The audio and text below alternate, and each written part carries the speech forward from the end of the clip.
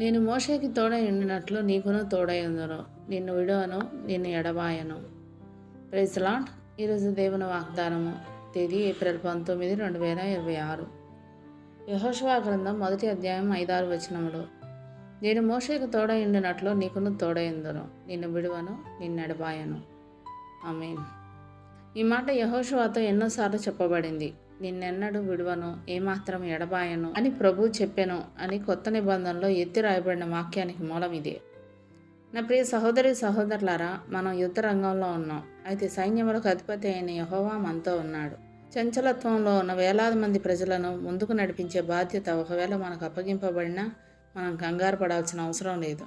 మనకు కావాల్సిన జ్ఞానాన్ని, ముందు జాగ్రత్తను దేవుడే ఇస్తాడని ఈ వాగ్దానం ద్వారా మనం అర్థం చేసుకోవచ్చు. కుయుక్తి గల బలమైన శత్రువులతో మనం పోరాడాల్సి వస్తే ఈ వాగ్దానంలో మనకు కావలసిన శక్తి, వీరత్వం, నైపుణ్యం, విజయం లభిస్తాయి. ఒక గొప్ప స్వాస్థ్యాన్ని మనం స్వాధీనపరచుకోవాల్సి వస్తే ఈ వాగ్దానం ద్వారా మనం దాన్ని సాధించగలం. ఎందుకంటే దేవుడు మనతో ఉన్నాడు కదా.